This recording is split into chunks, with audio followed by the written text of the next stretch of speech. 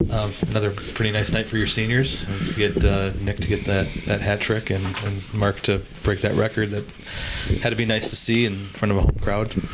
Pretty special. You know, those guys have they've done so much for our program. They've represented their families so well, and themselves and our program, and so it was good to see those guys have the nights that they had in front of their family and friends, our fans, and now hopefully we can, move on and get ready for the next one. You got off to another really good start, but scored earlier goals than last night. Was that something you really wanted to do, just to make sure that it didn't turn into what's happened a lot this season for a lot of different teams and have that close second game after a not so close Friday night? Yeah, we discussed it because we thought Sinclair had gotten into a pretty decent rhythm through the first period the night before, and we wanted to get off to a good start, try and get our crowd involved. And I thought we had a good first period, and we capitalized on some opportunities. You talked last night about having different line combinations and trying to, weren't sure how they were going to work and kind of keep them together.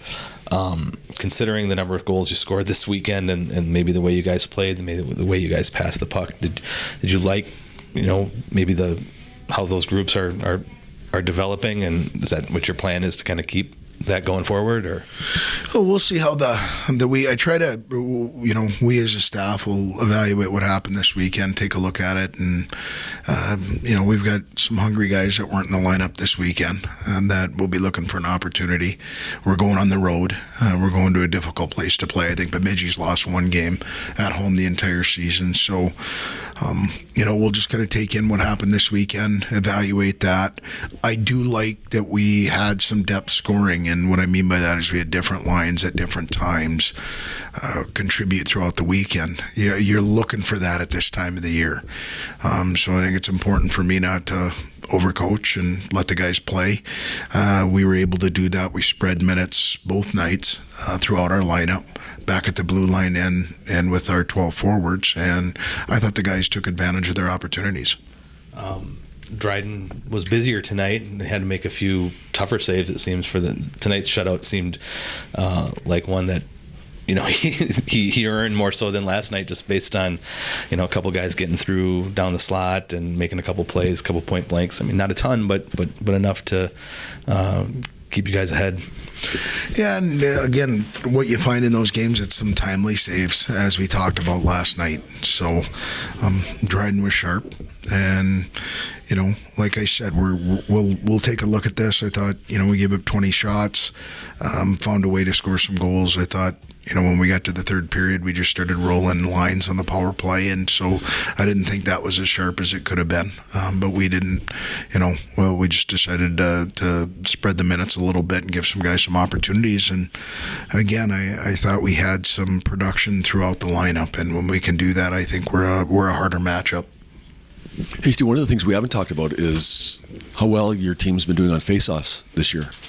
Entered the weekend leading the country in faceoffs, and then tonight 35-22 for the Mavericks.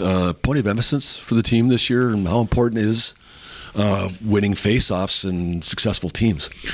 Well, I think it's very important. If you look at teams, especially it's possession. If you can win faceoffs, and so the guys in the locker room take onus on themselves, whoever's taking the faceoffs, and the guy that I think has separated himself recently for us is Josh French. It's something that he cares about. It's something that he focuses on. I thought this weekend we did a better job of having all three guys that are on the line focusing more on the 50-50 battles.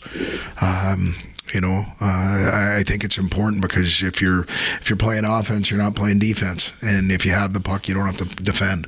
And so I think it gets us off to good starts, whether it's coming out of our end in the neutral zone to get into the end or allow us offensive possession right off an O-zone faceoff. So very important for us, and I like the mentality that we've had as of late.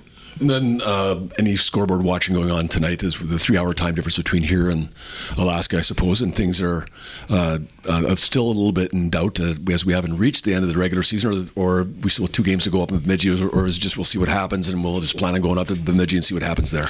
Yeah, the group's done a really good job at focusing on what they have to control, like tonight, the outcome to tonight's game. So we don't control what happens up in Bemidji. Will we be watching, or in Alaska, will we be watching? Absolutely.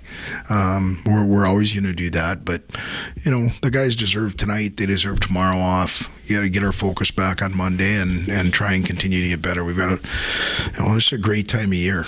Well, when you're in that last weekend and you're fighting for a championship and you're going into a hostile building like we are up in Bemidji, it's a great test for us. We're going to have to play better than we did this weekend, and that's a challenge for us that we're looking forward to trying to get after. All right, thanks, Hasty. Good luck next weekend with those last two games of the regular season, then on into the postseason. Thank you.